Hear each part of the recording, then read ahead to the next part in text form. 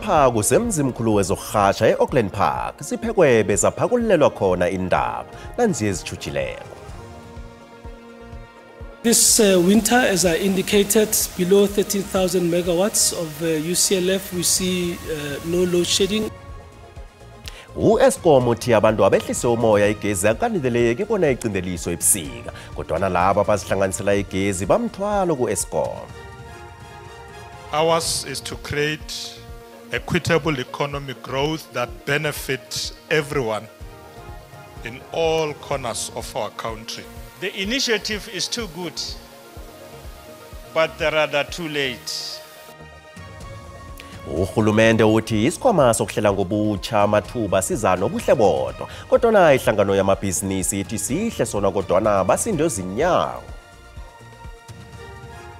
Ingozi kulu uyangithola i-syringe presence ingozi kulu vaya yini siyagulisa nokugulisa. Sesiyahlaba nokuhlaba wabona ene siyabona since siphila.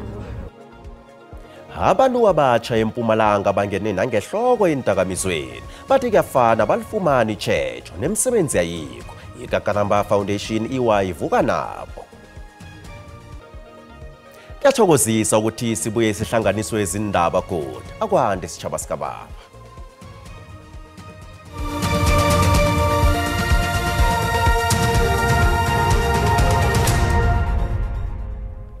Uhulumende uzimisele ngokuqinisekisa ngokusatshalaliswa ngokulingana kwemali engaphasi kwe-100 billion yamaranda yesikhwama se-Transformation Fund. Umnqopho wesikhwamesi kuthuthukisa umnotho ngehlangothini lamabhizinisi aphethwe babantu abanzima ngokubanikela amakhonofundo ahlukahlukeneko. Abosomabhizinisi nemkhakha yababelani bamkele imikhulumiswano le babawa ukuthuthukiswa ngehlangothini likahulumende. Isekela likaMengameli uPaul Mashatile wethule inkulumo yakhe namhlanje emhlanganweni we-Transformation Fund owenziwe eMnyango wezokuhwebelana. Ungqongqotjhe wezokuhwebelana uPakstow uyavuma ukuthi isitshijilo sikahulumende kuliselela amabhizinisi wabantu abanzima kuye nokubhalelwa ukuthuthukisa umnotho. Yes, we've taken that criticism as constructive criticism, and it encourages us to ensure that we accelerate implementation as directed by the Deputy President. Isekela likaMengameli uPaul Mashatile ugandelela ukuqakatheka kwemikhulumiswano efaka hlangana ukuhlunyiswa komnotho. Uthi batsho nangaphandle kweminyaka ema-31 yekululeko kunengi ekusafanele kwenziwe. The overarching goal of government to encourage the development of an inclusive economy. And I had one of the speakers in the panel did emphasize that I think it was Mr. Munache, that inclusivity is critical. Nakusenjalo umengameli weNAFCOC uGilbert Messina uthi amabhizinisi asakhasako kade alinda uhulumende ukuthi angenelele awanikele isekelo.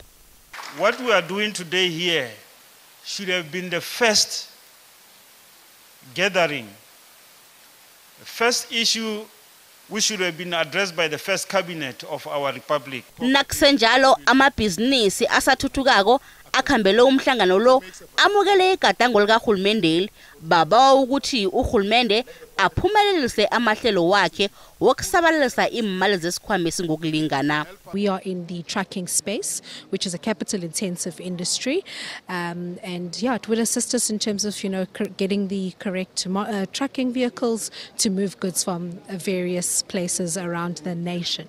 Bakhombela umphakathi bona uveze imibono malungana nomklamo wokuvulwa kwesikhwamesi kungakafiki umhla ka-28 inyanga le.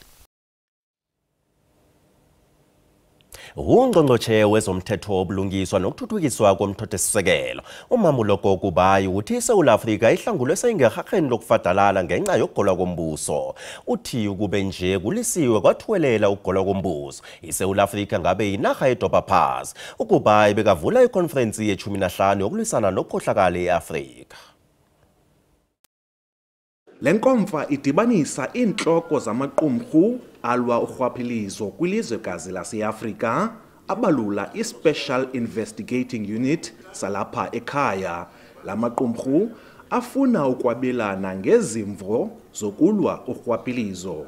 uKubayi uthi uMzantsi Afrika ufunde lukhulu kumkhwa wokubanjwa kukarhulumente ngobhongwana. Looking at the extent of the damage which corruption inflicted in our institutions, I believe that the country was pulled from the brink of total collapse. Had state capture continued unabated, our country would have been reduced to a failed state. Kukho nenzame zokulwa ukunyutyeleziswa kwemali ngondlela mnyama kwaye kukho ikhwelo lokusebenzisa ubuchwephesha balamaxesha ukulwa lomkhwa.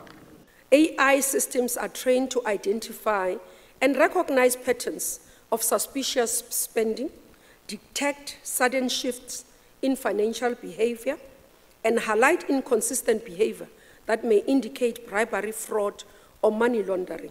Ukhubai uthi isebe lakhe liqhuba uphando oluqwalasela ukuba amagosa elisebe aphila ngokwemivuzo yabo. I have recently instructed my portfolio, all of it, to undergo lifestyle audit, and especially with even in other areas entirety of the organization, not only just senior managers. Le nkomfa iza kuphinde iqwalasele izigqibo zangaphambili. Kulindeleke ukuba oyesakuba inhloko yejaji zenkundla yomgaqo-siseko uRaymond Zondo awise intetho kule nkomfa ngoLwesibini. Kwiindaba ze-SABC, Dingubulelani Philip eKapa. Yikhampani ephakela igezi u-Eskom uthi igezi yayo izokucindeliswa ebusika bomnyaka lo nange ukulahleka kwamandla ongakahlelwa ngahlala kungaphasi kwe-13,000 megawatts. Umphathi we-Eskom uDan Marokane unikele ngobujamo behlelo lobusika eMegawatt Park. U-Eskom ubuye wayelelisa ngendaba yokuzihlanganisela igezi ngokungemthetho engikho okubangele ukuphungulwa kwamandla wegezi kanti ukuhlathulule njengomraro omkhulu olimaza u-Eskom. Ilizweli liqindeliswe igezi kahlanu solo umnyaka lo uthomileko ekuhlotshaniswa nokwephuka kwamayuniti wentetshi ezithileko kunye nokulahleka kwamandla okungakahlelwa kwezinye intetshi eziphehla igezi. Umphathi we-Eskom uDan Marokane wehlise ivalo lokuthi kungenzeka ilizweli lihlale emnyameni ebusikeni lobu. What batsho ukwephuka kwanonyaka nje okungakahlela kubuyekeziwe kwehla ngamandla ayi-1000 megawatts nakulinganiswa nangobusika bomnyaka opheleleko ngombana kunamaplanti alungisiweko. For a situation where the unplanned losses remain below 13,000 megawatts, which is 13 gigawatts, we see no load shedding for the winter period. At West, if the unplanned losses escalate to 15,000, we expect to have no more than 21 days of up to stage 2 load shedding. U-Eskom utbatsho indaba yokuzihlanganisela igezi ngongemthetho iragela phambili nokuba sitshijilo ngehlangothini levikeleko lamandla kanti uthi uhlele ukuragela phambili nokuphungula amandla kabanye abomasipalata. Where we experience significant amounts of energy losses, it's mainly located around Gauteng, around Limpopo and Mpumalanga in the main. These are the areas that are also widely affected by load reduction. Ungqongqotjhe wegezi uDokotela Hosien Tsoramokgopa uthi kuphasiswe umthetho wegezi ovumela umkhakha wangeqadi ukuthi ufake isandla kungomuso legezi yelizweli. In this regard, I'm happy to announce that working with our regulator, we have now the regulator has approved the wheeling framework. I-Eskom ithoya inyanga yokonga igezi inyanga le kanti ibawa abathengi ukuthi baragele phambili nokusebenzisa igezi ngefanelo.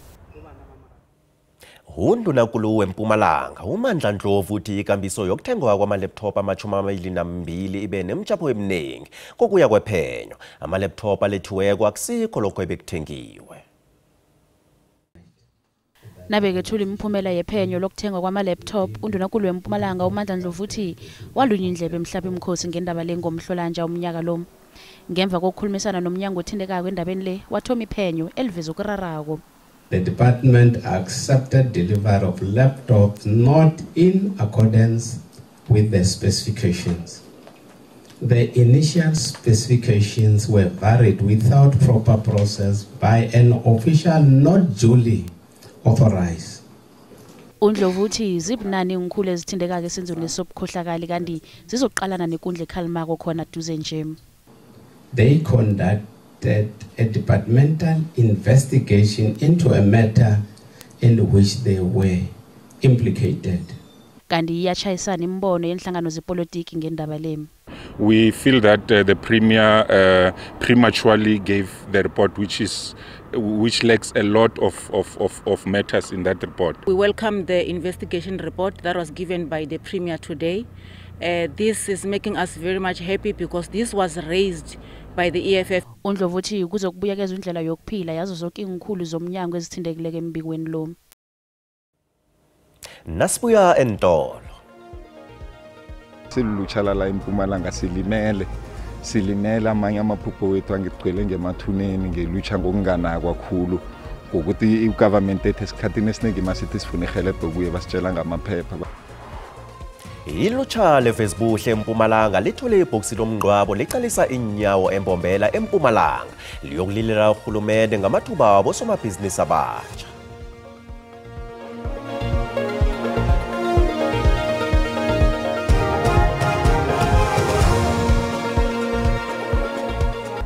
Nazikuphudileko uyazithola ku YouTube, SABC Plus, TikTok, X na ku Facebook.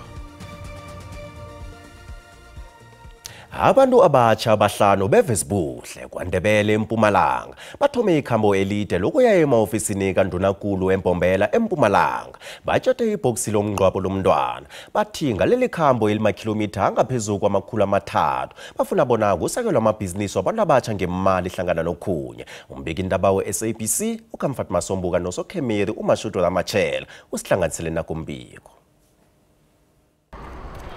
Ilucheli lithwele ikasi lesana lithwaye ubuthakathaka nokuchabalala kwamabhudango ngenxa yokuhlogeka kwesekelo. Ngaleli khambo babe ngokuvuselela ithemba emkhiqizweni eyenziwe endaweni zemakhaya nemalokishini nokuvula kwamathuba wemisebenzi. Umnqopho wekhambo elide kangaka ukuyokhombisa iofisi la kaPremier eMpumalanga ubaba uNdlovu ukuthi silulutshalala eMpumalanga silimele amanye amaphupho wethu angigcwele ngemathuneni ngelutsha ngokunganakwa kakhulu ngokuthi igovernment ethe esikhathini esiningi masithi sifuna ihelebhe kuye basitshela ngamaphepha basitshela ngama-business plan which is cost about 10,000 ye-startup. Bathi leli khambo ayisilo labo kwaphela ngelenkulungwana zabo somabhizinisi ababa abantu abatsha eMpumalanga zombelele abafuna ukutshejwa ukulalelwa nokusekelwa. Enye esifuna ukuyifaka ngileyo ukuthi basho ukucashwa between 18 to 35 and nama-funding wakhona akhamba nge-18 to 35.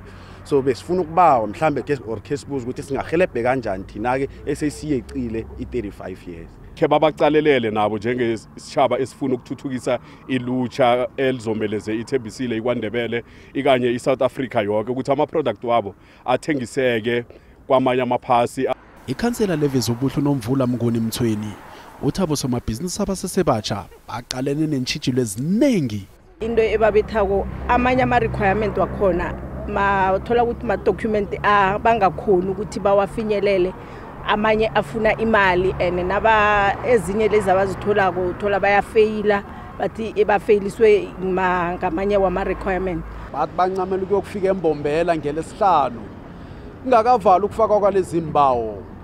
Endabeni ze-SABC nanguKamfat Masombuka ngikuphakela zona ngimakeka nendlela emloto eVezobuhle eMpumalanga.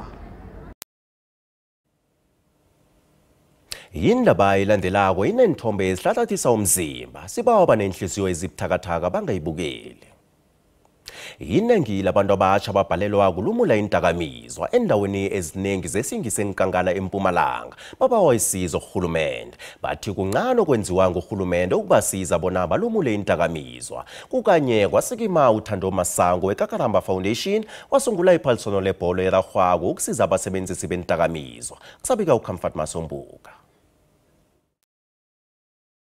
Amabhudango ayachabalala ebantwini abatsha nethemba lisekho.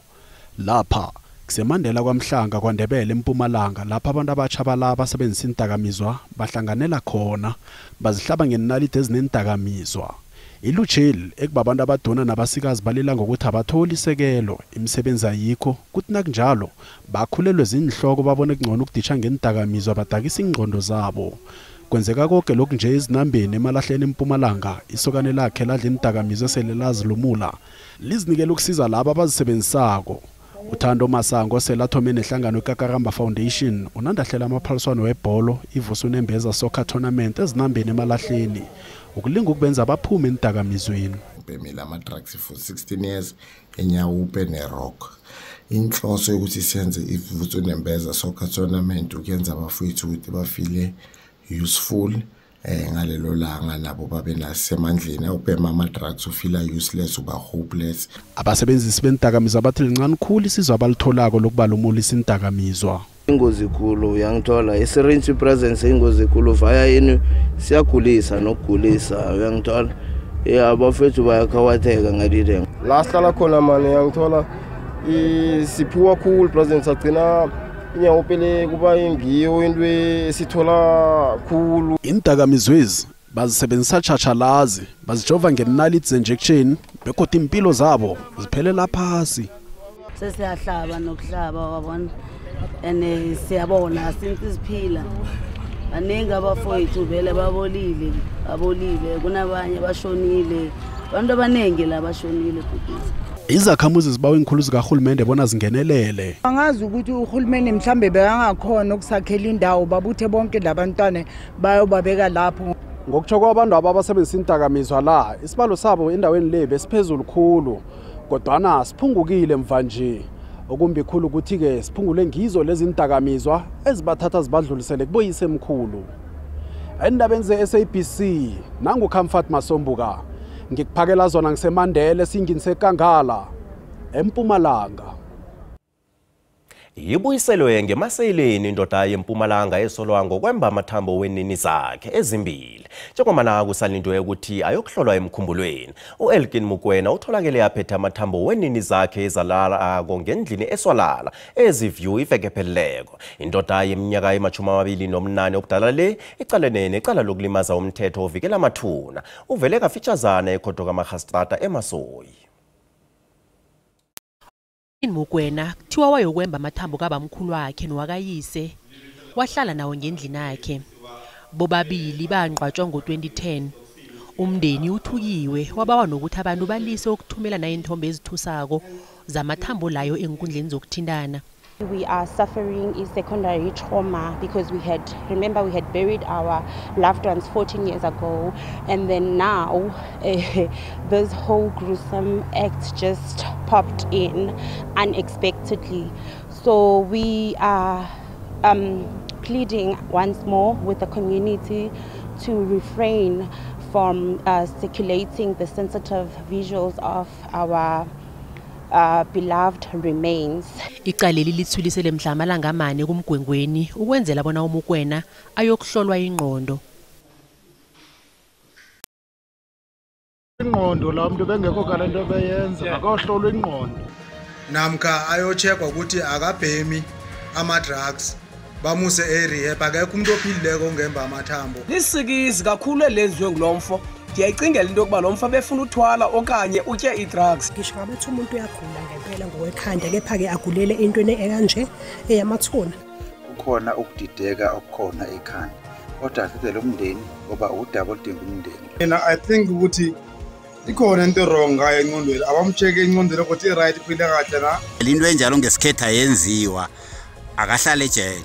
Benze kahle bambuyisela ejele lo muntu.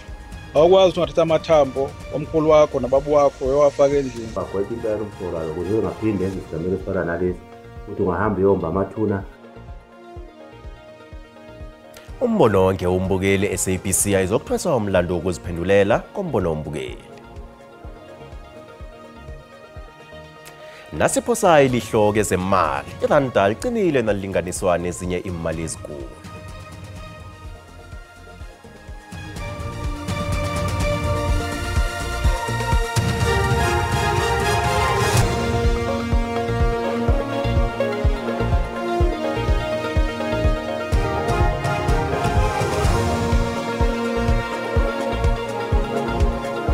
Imele yakhona ubusayi nobujamo bezulu. Busayi.